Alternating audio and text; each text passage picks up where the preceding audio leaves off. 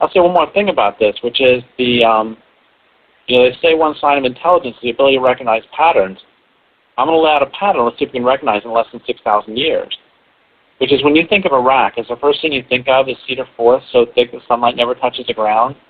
That's what it was prior to the beginnings of this culture. One of the first written myths of this culture is Gilgamesh deforesting the plains and hillsides of Iraq in order to make cities.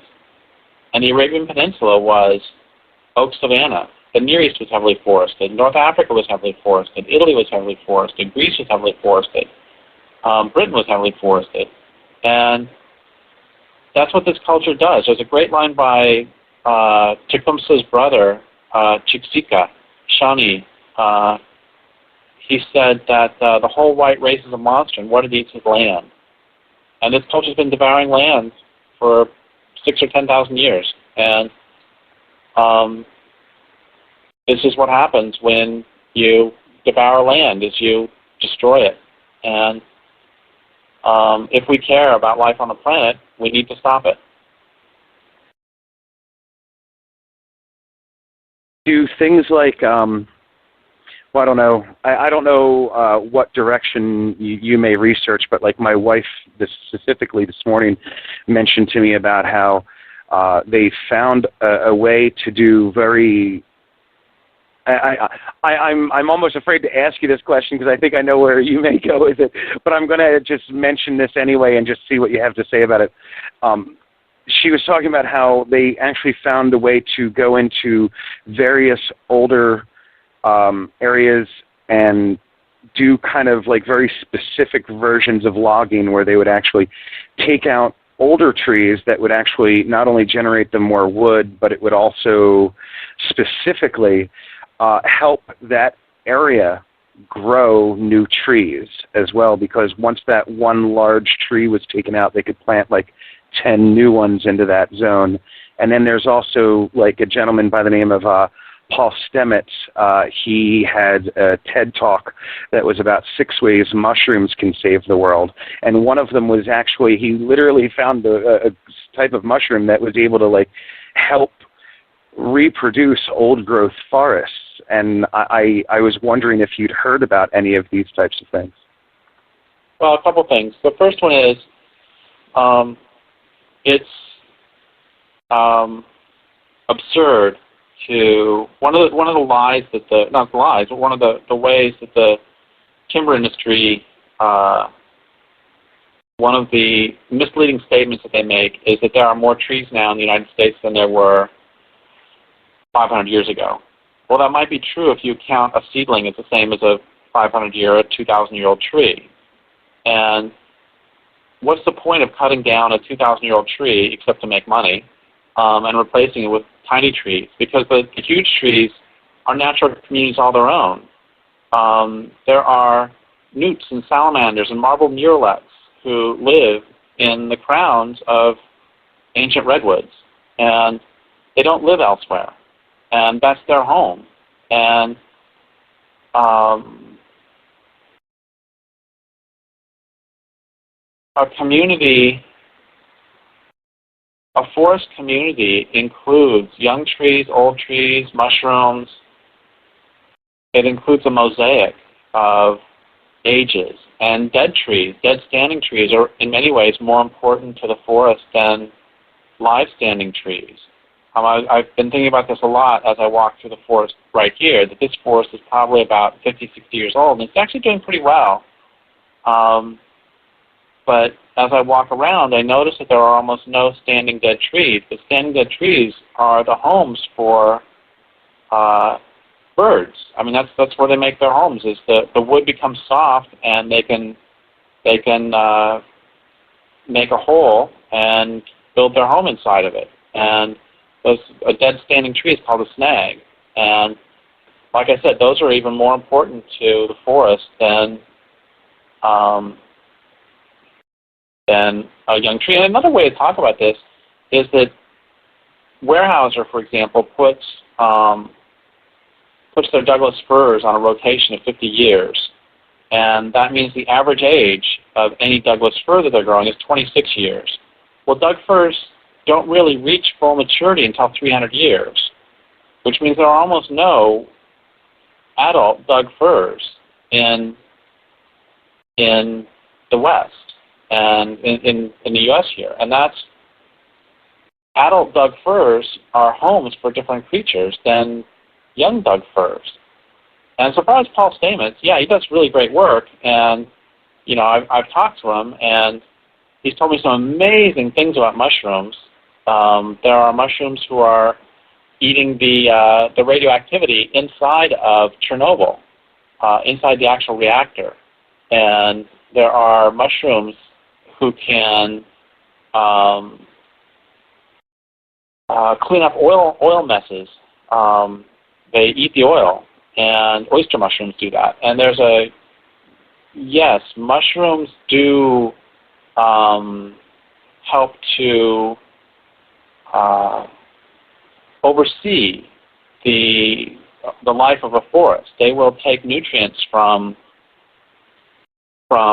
trees that get a lot of sun, and they will give it to trees who are in shade to help them grow. They're quite extraordinary beings. But that doesn't alter the fact that no mushroom can turn a seedling into a 500-year-old tree. Yeah, you need.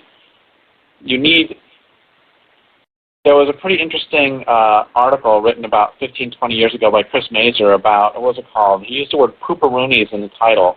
And basically it was that if you replant Doug firs, I believe it was, on a clear cut, they won't grow. And the reason is because they need certain fungi in their roots to help them metabolize. This is pretty common. You know, plants will have these, well, humans have these entire communities living inside of us, and plants are the same with their roots and everything else. But it doesn't, the plant itself can't live on its own. It needs bacteria, it needs fungi, etc. Anyway, the point is that voles and flying squirrels will eat this certain type of fungus, and then they'll poop it out, and then the Doug fir root tips will reach out to what Chris Mazur called the pooperoonies, will reach out to the little poop pellets, and then they will get inoculated with the fungus, which then helps them to eat, and they can grow much better when they're inoculated. I mean, that's part of how a forest community works. But you can't. A fungus by itself is not going to make old growth forest. You can't artificially. A 10-year-old tree is not the same as a 300-year-old tree any more than a 6-week-old baby is the same as a 70-year-old person. And one tree doesn't make an old growth forest anyway. I mean, it's the entire community. So there's sort of my response to those. Thank you. I really appreciate that, because I had a feeling that would be where you would go with it, but I just really wanted to draw that out of you, just specifically for my wife's sake, because we'd had a lot of conversations along those lines, and I know she had definitely wanted to hear your take on that concept. So thank you very much. I appreciate it. I think I'd like to actually bring on Mr. Charles Veitch here at this point and allow him to have some time with you as well, since I'm one of my great joys in life is to be able to connect different people who are activists, and not just connect with them, but get them connected. And he's read your book Endgame at minimum. I'm not sure what else, but I know he's spoken about that a couple times in a few of his YouTube videos. And yeah, from London, this is Charlie Veitch. How you doing, man? Hey guys. Hey Derek. Hey Kevin. Hey. Yeah, I've got a lot of things to say, and it's been very interesting listening. And Derek, it's an absolute pleasure to be able to speak to you from the other side of the pond, as they say. I just want to say a few things as I guess is kind of praise, but very kind of equal praise, non-hierarchy, anarchist praise, that your book, Endgame, spawned a series of talks I'm doing at a bunch of festivals across Britain, and that talk is called Firebombing McDonald's, Different Approaches to Revolution. And there's two particular premises which I want to read out from your book, Endgame, which I think are very pertinent here and very quick, so they won't take too long to, and also very esoteric numbers, 11 and 13. Premise 11, from the beginning, this culture, civilization, has been a culture of occupation. And what you were saying about Iraq, about how there were cedar woods so thick that you couldn't see the ground, is absolutely correct. Our civilization, give or take 1,000 years or so, is what, 7,000 years old? And for the other 250,000 years of human experience, we were living in harmony with nature, living on the land, according to the land, almost in tune with nature. And there's also premise 13, which is the one I'm particularly interested in as an activist, and it's why I do what I do. Those in power rule by force, and the sooner we break ourselves of illusions to the contrary, the sooner we can at least begin to make reasonable decisions about whether, when, and how we are going to resist. You mentioned in your book, Derrick, that I think you said you felt ashamed at times, you felt cowardly, that all you're doing is writing. Well, I guess I am also a coward with you. I make films. I guess what I'm trying to say is don't put yourself down, because by writing Endgame, and I truly honestly believe this is one of the most honest books that I've ever read, because and you say that all writers are propagandists, but your propaganda does appeal to reason, it appeals to fact, and I love the way that you don't hide. You clearly present it to the table, how your experiences with your parents, in particular your father, has helped shape your worldview about abuse and people in abusive relationships. And I'm good friends with a guy called Stefan Molyneux, who has the biggest biggest philosophy podcast in the world, and he's watched by tens of millions of people. And he says that our relationship to our parents, our residual relationship to our parents, is a kind of mimicry of our relationship to government. So I can see how your experiences have basically made you very wary of, and quite rightly so, very wary of hierarchy and wary of government and wary of power.